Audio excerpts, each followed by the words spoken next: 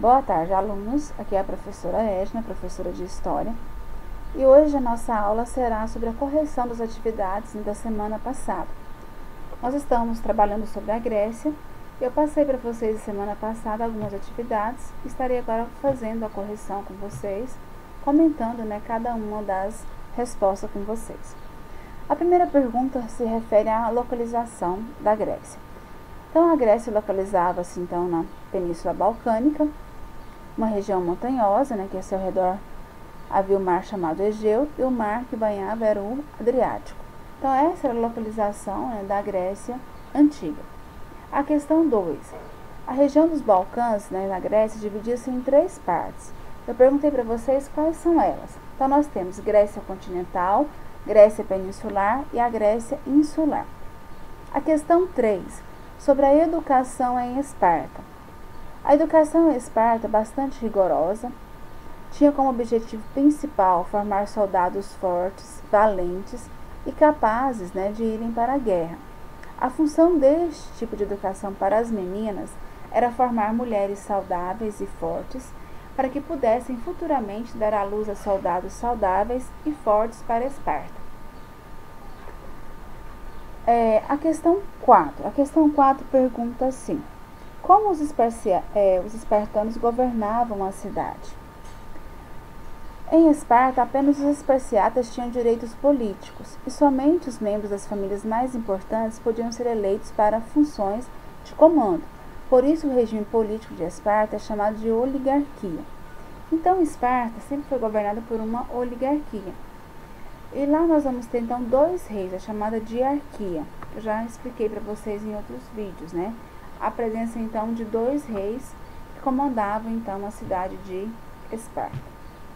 Questão 5.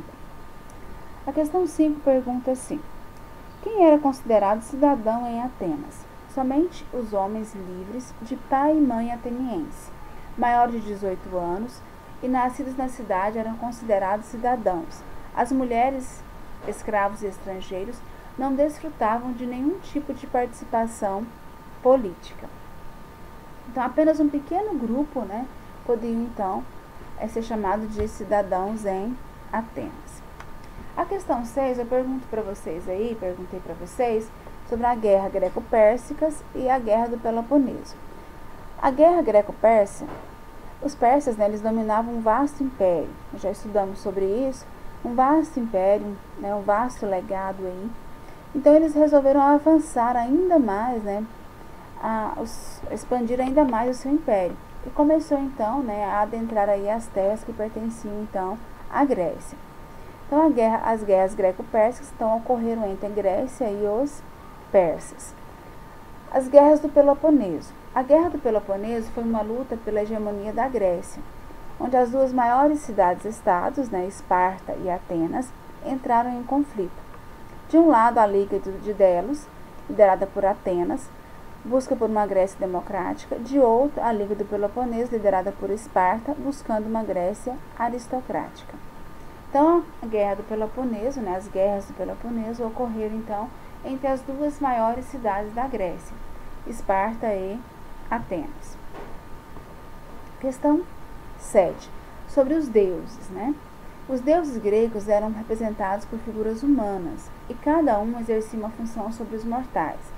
Zeus tinha o poder de invocar chuvas e raios, Hera era a deusa do amor, Afrodite era a deusa da beleza, Ares era a deusa da guerra, Hades era a deusa da morte, Artemis era o deus dos animais e Apolo era o deus da luz. Pode haver uma variação entre essas considerações dos deuses em alguns livros. Vocês podem às vezes encontrar de um pouco diferente. Hera mesmo, em alguns livros, fala que Hera era a deusa do casamento, a deusa da família, e Zeus, o deus maior de todos eles. Aí tem uma infinidade de deuses, mas o que é mais importante a gente ressaltar aqui? Que os deuses gregos, eles eram figuras humanas, tinham sentimentos, de raiva, de amor. Então, era muito parecido com os seres humanos, diferente de outras civilizações. Questão 8, sobre os Jogos Olímpicos.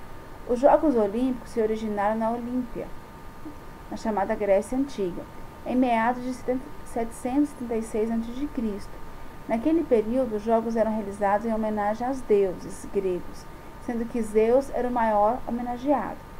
Esses jogos também aconteciam de 4 em 4 anos e tinham então essa função de homenagear aí o deus maior, Zeus. Então essas aí são as 8 questões que eu passei para vocês. Peço a vocês que façam, tá, as correções com bastante atenção. Não deixe de fazer a correção, que é esse conteúdo que nós vamos estar estudando aí para a futura avaliação de vocês. Então, hoje eu vou passar para vocês, em PDF também, uma pequena revisão para a gente estar fechando aí esse conteúdo, tá bom?